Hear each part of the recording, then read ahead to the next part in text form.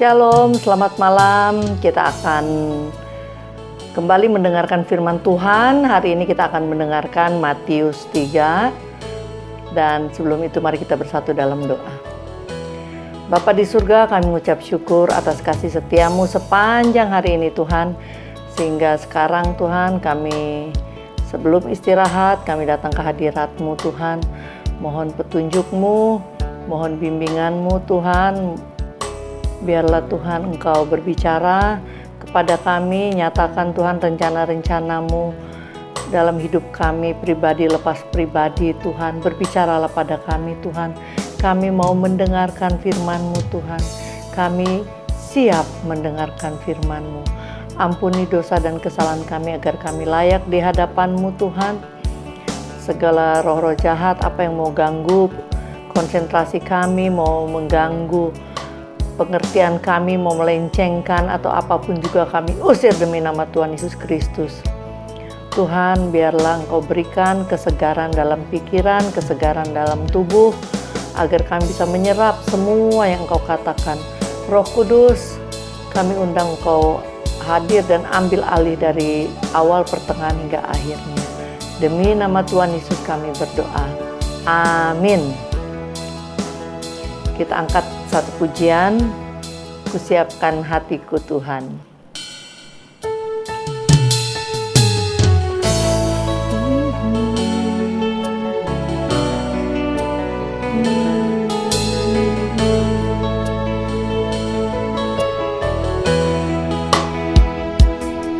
Kusiapkan hatiku Tuhan untuk dengar firman-Mu saat ini. Ku sujud menyembah-Mu Tuhan, masuk hadirat-Mu saat ini. Curahkan urapan-Mu Tuhan bagi jemaat-Mu saat ini. Ku siapkan hatiku Tuhan untuk dengar firman-Mu. Firman-Mu Tuhan tiada berubah.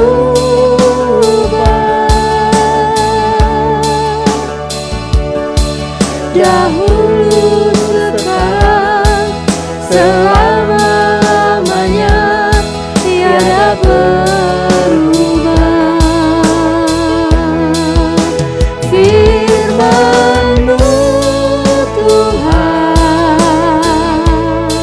penolong hidupku.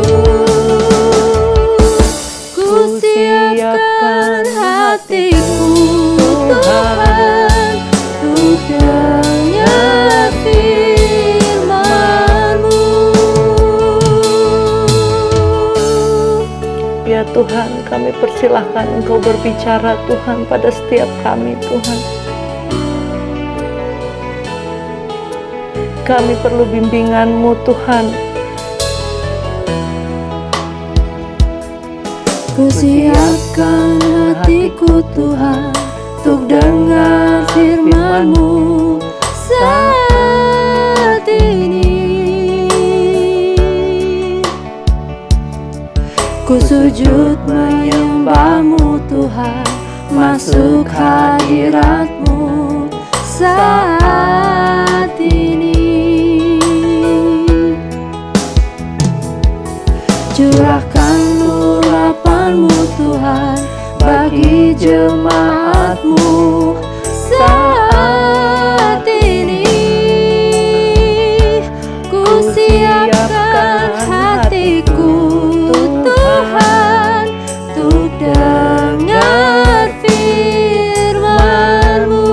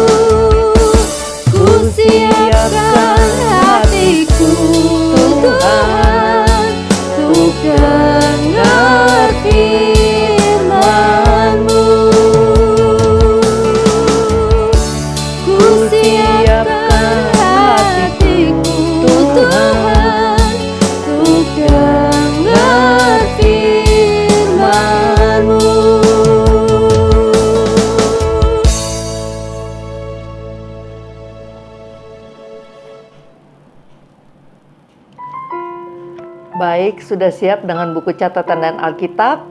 Kita akan mulai. Matius 3. Perikop, judul perikop, Yohanes Pembaptis. Ayat 1. Pada waktu itu tampillah Yohanes Pembaptis di padang gurun Yudea dan memberitakan, ayat 2, bertobatlah sebab kerajaan surga sudah dekat. Ayat 3, sesungguhnya dialah yang dimaksud Nabi Yesaya ketika ia berkata, ada suara orang yang berseru-seru di padang gurun, persiapkanlah jalan untuk Tuhan, luruskanlah jalan baginya.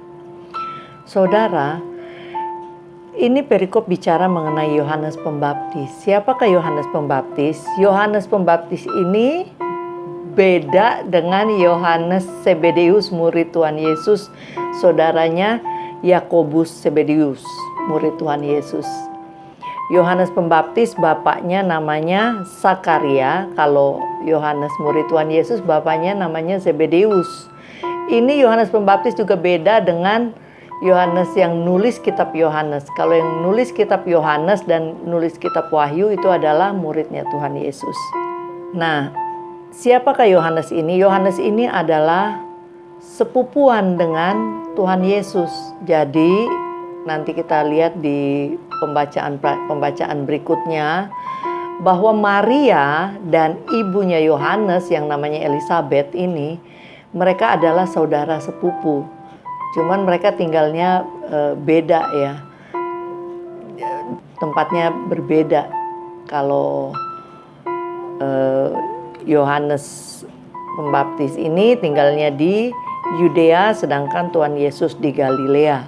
Dan nanti kita lihat di pembacaan berikutnya, waktu Yohanes masih di dalam perut dan Tuhan Yesus juga masih di dalam perut, saat Maria datang menjenguk Elisabeth, yaitu sepupunya, tiba-tiba Yohanes Pembaptis yang waktu itu mungkin sekitar 6 bulan di perutnya Elisabeth, dia melonjak di dalam perut karena melihat Tuhan Yesus, padahal belum ada yang tahu bahwa di dalam perut Maria udah ada Tuhan Yesus, tapi bayi yang di dalam perut Elisabeth yaitu Yohanes Pembaptis udah tahu dan dia meloncat di dalam perut. Nah, tadi ayat 2 dikatakan bertobatlah sebab kerajaan surga sudah dekat. Jadi amanat mengenai bertobat itu sudah dimulai sejak zaman Yohanes Pembaptis ini udah dimulai.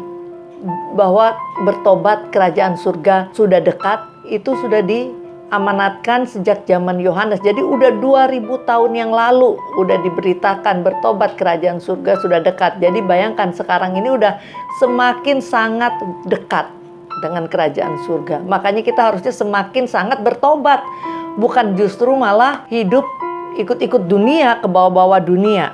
Kata bertobat itu sendiri berasal dari kata Yunani metanoi yang artinya berbalik. Jadi orang kalau udah bertobat, dia harus berbalik dari perbuatan-perbuatan yang lamanya. Kalau orang ngaku udah bertobat, tapi dia masih menjalankan kebiasaan-kebiasaan buruk, kebiasaan-kebiasaan jahat yang lama, berarti pertobatannya belum sungguh-sungguh. Kita kalau udah bertobat benar-benar berbalik arah. Itulah arti kata pertobatan. Ayat 3 dikatakan bahwa mengenai Yohanes Pembaptis ini sebenarnya udah dinubuatkan oleh Nabi Yesaya. Itu dia isi nubuatannya yang disebut di sini. Dan apabila saudara ingin lihat, itu ada di Yesaya 40 ayat 3. Jadi Nabi Yesaya sekitar 700 tahun sebelumnya sudah bicarakan mengenai Yohanes Pembaptis ini. Dia sudah dinubuatkan. Kita lanjut ayat 4. Yohanes memakai jubah bulu unta dan ikat pinggang kulit, dan makanannya belalang dan madu hutan. Ayat 5, jadi Yohanes Pembaptis bukan orang biasa. Ayat 5, maka datanglah kepadanya penduduk dari Yerusalem, dari seluruh Yudea dan dari seluruh daerah sekitar Yordan. Ayat 6, lalu sambil mengaku dosanya mereka dibaptis oleh Yohanes di sungai Yordan. Nah, ini makanya namanya Yohanes Pembaptis.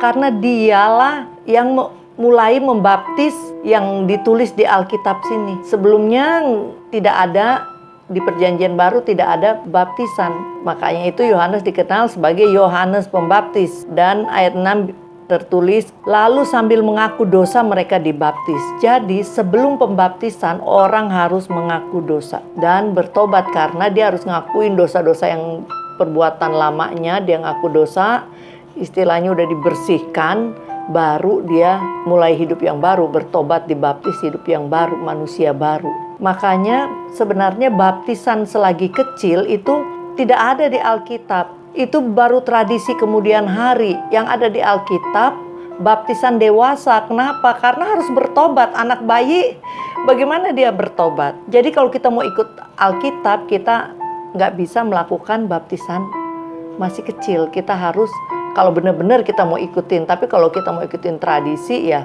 itu keputusan masing-masing. Tapi Tuhan juga mengatakan, Tuhan itu tidak suka mengikuti tradisi. Nanti ayat-ayat ntar kita akan temukan di kemudian, di pembacaan-pembacaan yang kemudian. Janganlah mengikuti tradisi-tradisi. Dan mengenai baptisan ini, tadi pertama bahwa orang harus bertobat dulu baru dia dibaptis. Dan kata baptis juga berasal dari kata baptiso, artinya dicelupkan. Seperti misalkan orang mau one text baju, mau ubah warna baju terus dicelupkan ke dalam pewarna. Nah, dip itu bahasa Inggrisnya dip, dicelup itulah arti dari baptiso itu. Oleh sebab itu, baptisan kalau kita mau betul-betul seperti yang di Alkitab, harus baptisannya yang dicelup. Ini kalau kita mau ikut betul-betul 100% seperti di Alkitab, maka baptisnya harus dicelupkan. Dan baptisan dengan cara mencelup itu juga sebenarnya mempunyai makna teologis.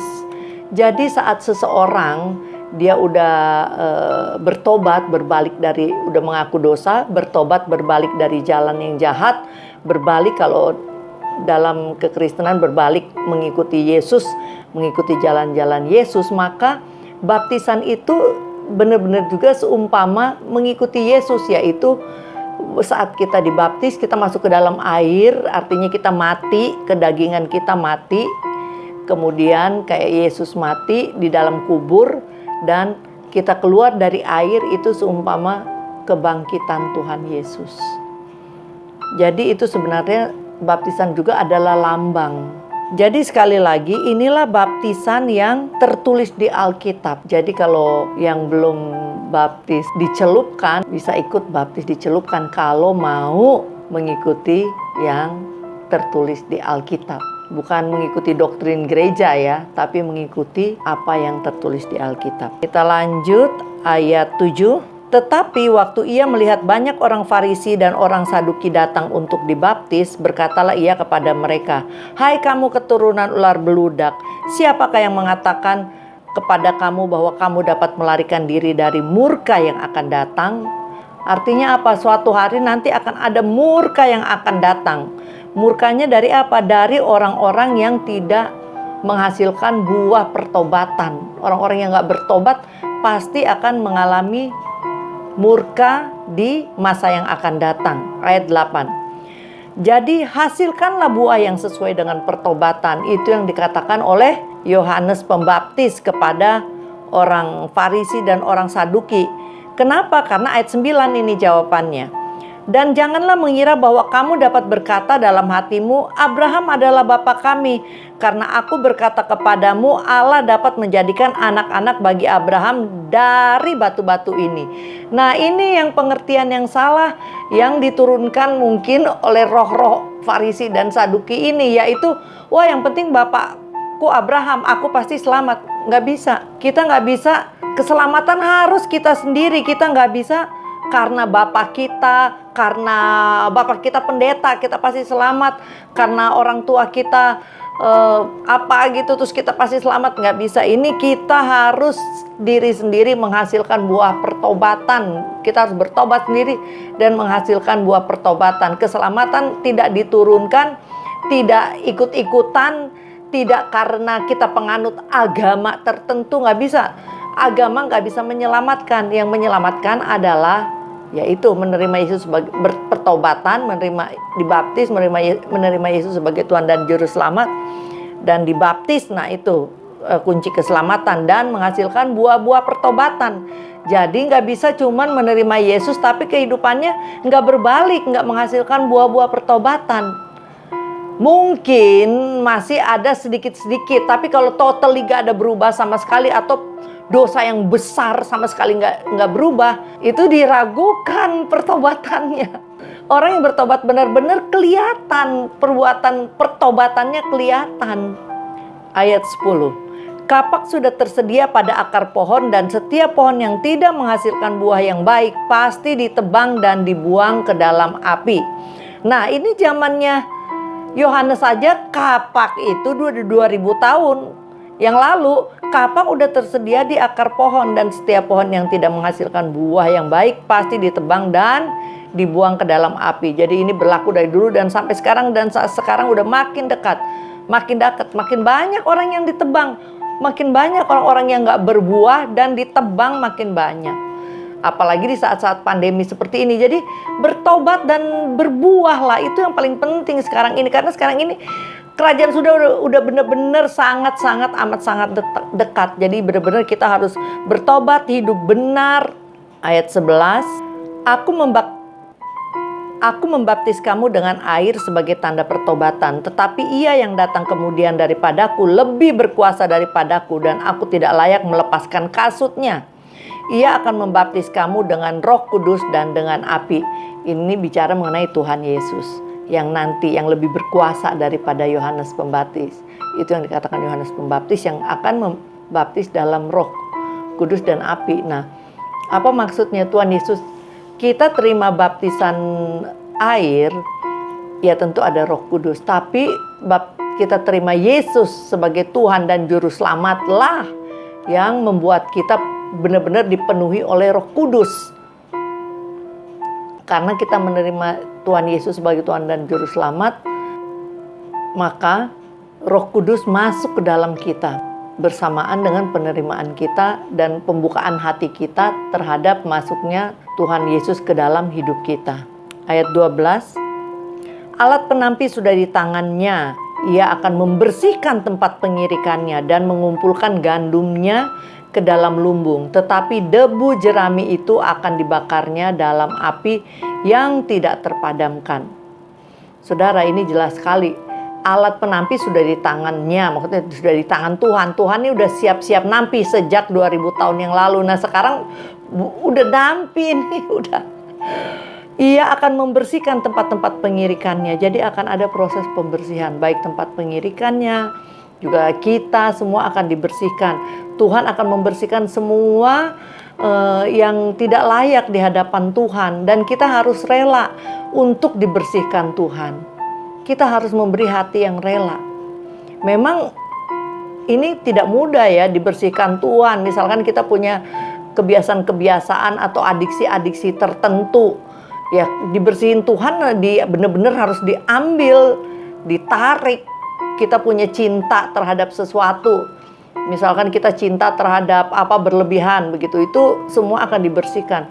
Semua yang gak layak lah. Atau misalkan kita masih cinta istri orang atau pacaran sama siapa yang bukan istrinya gitu kan.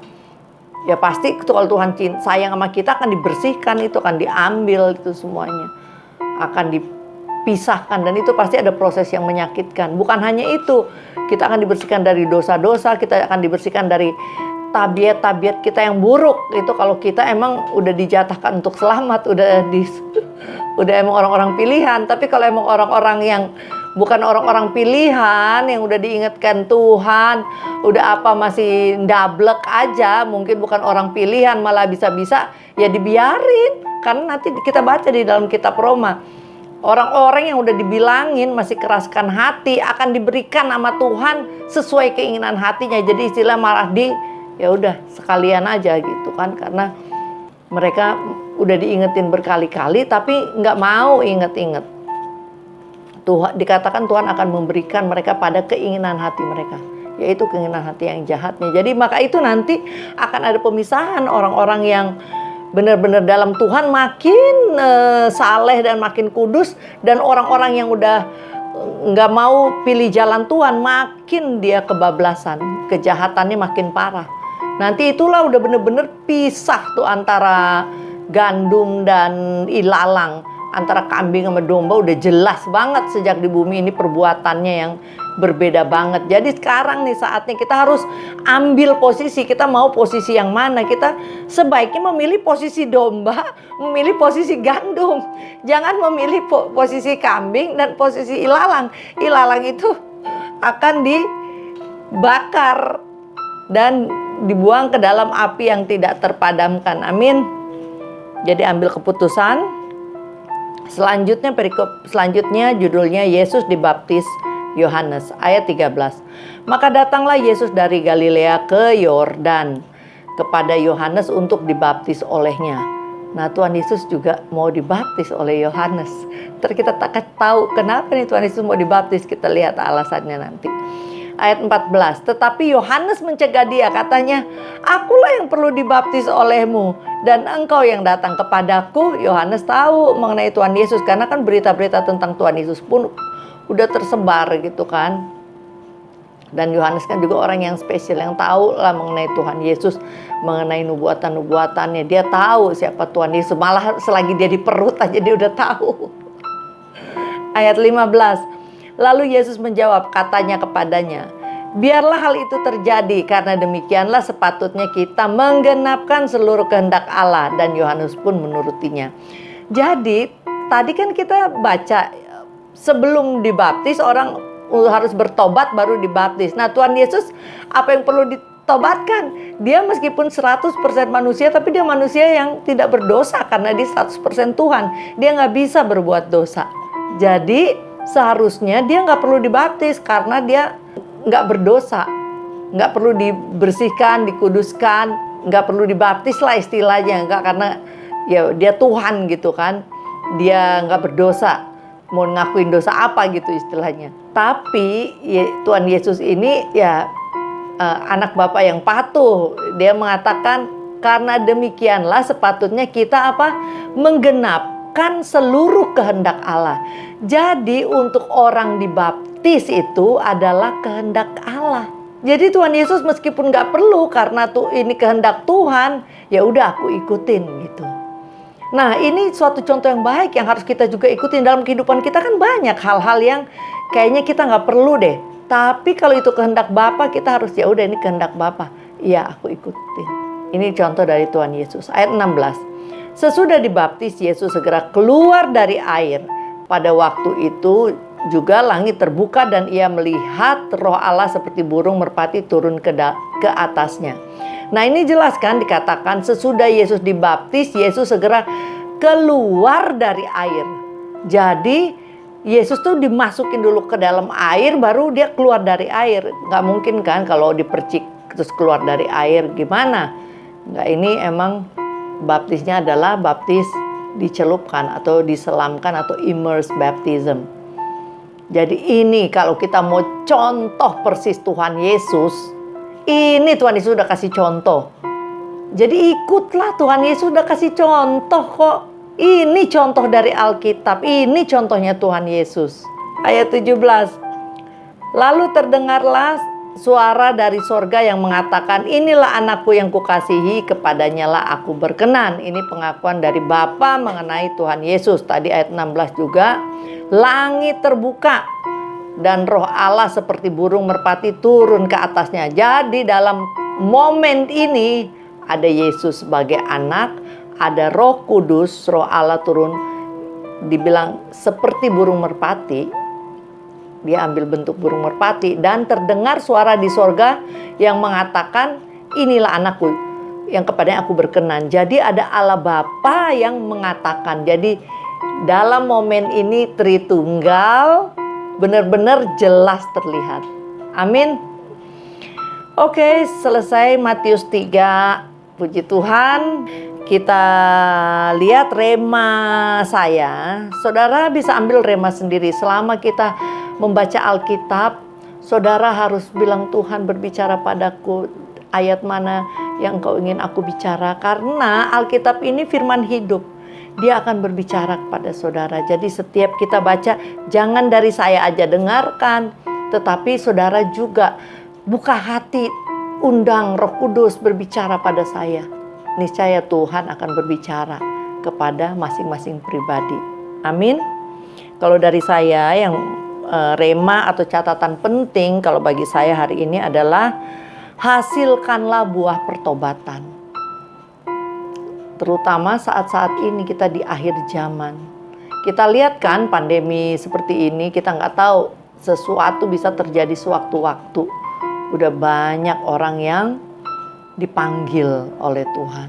Jadi sebaiknya lah kita dipanggil dengan membawa banyak buah pertobatan. Amin.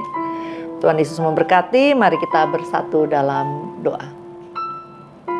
Bapa di surga, kami mengucap syukur Tuhan untuk firman-Mu hari ini. Terima kasih atas setiap rema dan perenungan yang Kau taruh di hati kami.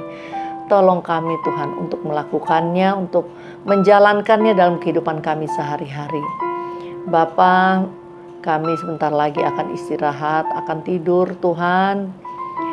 Biarlah Engkau tutup bungkus kami, keluarga kami, anak cucu, orang tua, teman-teman yang kami kasihi, semua orang yang mengasihi kami. Tuhan, lindungi mereka semua. Berikan tidur yang nyenyak dan berikan mimpi yang indah Tuhan. Dan bangunkan kami esok hari dengan kesehatan yang baru, urapan yang baru, berkat yang baru Tuhan. Dan jadikan kami juga pemenang-pemenang jiwa. Taruh hati yang mengasihi-Mu lebih dari yang lain. Terima kasih Bapa. Selamat malam Roh Kudus, selamat malam Tuhan Yesus, selamat malam Bapa. Dalam nama Tuhan Yesus kami berdoa. Amin. Mari kita terima berkat Tuhan. Kiranya kasih dari Allah Bapa kita, damai sejahtera dari Tuhan Yesus Kristus, persekutuan dan bimbingan Roh Kudus kiranya menyertai saudara sekalian dari saat ini sampai Maranatha. Tuhan Yesus memberkati. Amin. Selamat malam, selamat beristirahat, jangan begadang. Tuhan Yesus memberkati. So guys, jangan lupa ya like dan share ke teman-teman kalian.